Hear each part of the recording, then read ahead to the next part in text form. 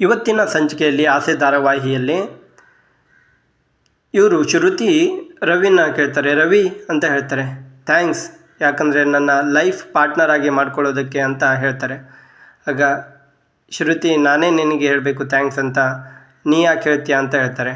ಈಗ ನಾವಿಬ್ಬರು ಮದುವೆ ಆಗ್ತಿದ್ದೇವಲ್ಲ, ದೇವ್ರಿಗೆ ಥ್ಯಾಂಕ್ಸ್ ಹೇಳೋಣ ಅಂತ ಹೇಳಿ ನಾನು ಬಟ್ಟೆ ಹಾಕ್ಕೊಂಡು ಬರ್ತೀನಿ ಅಂತ ರವಿ ಅವರು ಹೋಗಿ ಮದುವೆ ಬಟ್ಟೆಯನ್ನು ಹಾಕ್ಕೊಂಡು ಬರ್ತಾರೆ. ಇಲ್ಲಿ ಮೀನಾ ಅವರು ಹೊರಗಡೆ ಹೂವಿನ ಅಂಗಡಿಗೆ ಇರ್ತಾರೆ. ಹೂವಿನ ಅಂಗಡಿಯಲ್ಲಿ ಬಿಟ್ಟು ಹೋಗಿರ್ತಾನೆ ರವಿ. ಅದಕ್ಕೆ ನೀವು ಇಲ್ಲೇ ಇರಿ, ನಾನು ಶ್ರುತಿ ಕರ್ಕೊಂಡು ಬರ್ತೀನಿ ಅಂತ ಹೇಳೋಗಿರ್ತಾನೆ. ಆದರೆ ಅವನು ಕರ್ಕೊಂಡು ಬರೋಕ್ಕೆ ಹೋಗಿರಲ್ಲ, ಮದುವೆ ಆಗೋಕ್ಕೆ ಒಳಗಡೆ ಹೋಗಿರ್ತಾನೆ ರವಿ. ಇಲ್ಲಿ ಮೀನಾ ಅವರು ಕರ್ಕೊಂಡು ಬರ್ತಾನೆ ಅಂತ ಹೊರಗಡೆ ಹೂವಿನ ಅಂಗಡಿಗೆ ಕಾಯ್ತಾ ಇರ್ತಾರೆ. ಆದರೆ ಹೂವಿನ ಹಾರನ ಅಲ್ಲಿ ಶ್ರುತಿಗೆ ಹಾಕೋಕ್ಕೆ ಅವನು ಕಾಯ್ತಾ ಇದ್ದಾನೆ. ಯಾರು? ರವಿ. ಅಲ್ಲಿ ರವಿಗೆ ಪುರೋಹಿತರು ಹೂವಿನ ಹಾರ ಕೊಡ್ತಾರೆ. ಆವಾಗ ಒಬ್ರಿಗೊಬ್ಬರು ಹೂವಿನ ಹಾರವನ್ನು ಹಾಕ್ಕೊಳ್ತಾರೆ. ನಂತರ ತಾಳಿಗೆ ಪೂಜೆ ಮಾಡಿ ಪುರೋಹಿತರು ಎಲ್ಲರಿಗೂ ಮುಟ್ಟಿಸ್ಕೊಂಡು ಬನ್ನಿ ಅಂತ ಹೇಳಿ ರವಿ ಫ್ರೆಂಡಿಗೆ ಹೇಳಿ ಎಲ್ಲರೂ ಮುಟ್ಟಿಸ್ಕೊಂಡು ಬಂದು ತಾಳಿಗೆ ಎಲ್ಲರೂ ಆಶೀರ್ವಾದ ಮಾಡಿ ತಾಳಿಯನ್ನು ರವಿಗೆ ಕೊಟ್ಟು ಶ್ರುತಿಗೆ ಕಟ್ಟಿಸ್ತಾರೆ ಪುರೋಹಿತರು.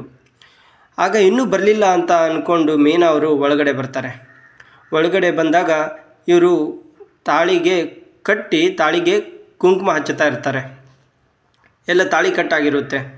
ಆವಾಗ ಮೀನಾ ಅವರು ಮುಂದ್ಗಡೆ ಬಂದು ಜೋರಾಗಿ ರವಿ ಅಂತ ಕೂಗ್ತಾರೆ. ಕೂಗಿದಾಗ ಅವರು ಎಲ್ಲರೂ ಗಾಬರಿಯಿಂದ ಮೀನನ್ನು ನೋಡ್ತಾ ಇರ್ತಾರೆ. ಮೀನಾ ಅವರು ಅಲ್ಲಿಂದ ನಡ್ಕೊಂಡು ಬರ್ತಾರೆ, ರವಿ ಹತ್ರ ನಡ್ಕೊಂಡು ಬರ್ತಾರೆ. ಏನು ನನಗೆ ಮೋಸ ಮಾಡಿದ್ಯಾ ನೀನು? ಶ್ರುತಿ ಹತ್ರ ಮಾತಾಡ್ತೀನಿ ಅಂತ ನನ್ನನ್ನು ಕರೆಸ್ಕೊಂಡು ಬಂದು ಇಲ್ಲಿ ಮದುವೆ ಆಗಿದೆಯಾ ನೀನು ಅಂತ ಹೇಳ್ತಾರೆ. ಅದಕ್ಕೆ ಅದು ನೀವಿಲ್ಲದೆ ಹೇಗೆ ಅದಕ್ಕೆ ಅಪ್ಪ ಅಮ್ಮನೂ ಬರಲಿಲ್ಲ, ನೀವಾದರೂ ನನಗೆ ಅಪ್ಪ ಅಮ್ಮನ ಸ್ಥಾನದಲ್ಲಿ ನಿಂತ್ಕೊಂಡು ಇರ್ತೀರಾ ಅಂತ ಕರ್ಕೊಂಡು ಬಂದೆ ಅಂತ ರವಿ ಹೇಳ್ತಾನೆ. ಆಗ ಮೀನಾ ಅವ್ರು ಹೇಳ್ತಾರೆ, ನಿನಗೆ ಹೇಗಾದರೂ ಮನಸ್ಸು ಬಂತು ಈ ಮದುವೆ ಆಗೋದಕ್ಕೆ, ಇದರಲ್ಲಿ ಯಾರು ಮೊದಲಿಗೆ ಪ್ರೀತಿಸಿದ್ದು ಅಂತ ಹೇಳ್ತಾರೆ. ಆವಾಗ ನಾನು ಅಂತ ಹೇಳ್ತಾನೆ. ಎಷ್ಟು ತಿಂಗಳಾಯಿತು ಅಂದಾಗ 3 ತಿಂಗಳು ಅಂತ ಹೇಳ್ತಾರೆ. 3 ತಿಂಗಳ? 3 ತಿಂಗಳ ಏನು 25 ವರ್ಷ 30 ವರ್ಷಕ್ಕೆ ಮಕ್ಕಳನ್ನು ಬೆಳೆಸಿರ್ತಾರೆ ತಂದೆ ತಾಯಿ ಅಂದರೆ ಕೇವಲ ಶ್ರೀಮಂತರು ಬಡವರು ಅಂತಲ್ಲ, ಶ್ರೀಮಂತರಾದರೂ ತಂದೆ ತಾಯಿಯೇ, ಬಡವರಾದರೂ ತಂದೆ ತಾಯಿಯನ್ನೇ ಅಷ್ಟು ಪ್ರೀತಿಯಿಂದ ಸಾಕಿರ್ತಾರೆ. ನೀವು ನೋಡದೆ ಹೇಳ್ದೆ ಕೇಳದೆ ಮದುವೆ ಆಗ್ತಿರಲ್ಲ, ಯಾಕೆ? ನಾಳೆ ನಿಮ್ಮ ಮಕ್ಕಳು ನಿಮಗೆ ಹುಟ್ಟೋ ಮಕ್ಕಳು ನಾಳೆ ಇದೇ ಥರ ಮಾಡಿದ್ರೆ ನೀವು ಸುಮ್ಮನೆ ಇರ್ತೀರಾ ಅಂತ ಬೈತಾ ಇರ್ತಾರೆ. ಬೈದಾಗ ಅದಕ್ಕೆ ನೀವು ನನಗೆ ಒಂದು ಎಟ ಹೊಡೆದು ಬಿಡ್ರಿ, ಆದರೆ ಕೈ ಬಿಡಬೇಡ್ರಿ ಅಂತ ರವಿ ಹೇಳ್ತಾರೆ. ಆಗ ಮೀನಾ ಅವರು ಕೈ ಎತ್ತಿ ಅವರು ತಂಗಿಗೆ ಹೊಡಿತಾರೆ, ಕನಕಾಗೆ ಹೊಡೆದು ಹೇಳ್ತಾರೆ, ನಿನಗೆ ಇದೇನಾ? ಇದಕ್ಕೋಸ್ಕರನ ಅಮ್ಮನ ದೇವಸ್ಥಾನಕ್ಕೆ, ಓಂ ಶಕ್ತಿ ದೇವಸ್ಥಾನಕ್ಕೆ ಕಳಿಸಿದ್ದು?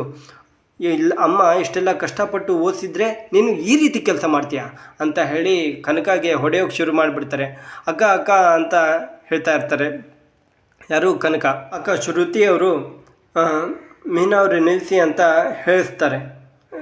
ತಡೆಯೋಕ್ಕೆ ಹೋಗ್ತಾರೆ. ಏಯ್ ನೀ ಸುಮ್ಮನಿರಮ್ಮ, ನಿನಗೇನು ಗೊತ್ತಾಗುತ್ತೆ ಅಂತ ಮೀನಾ ಅವರು ಶ್ರುತಿಗೆ ಹೇಳ್ತಾರೆ.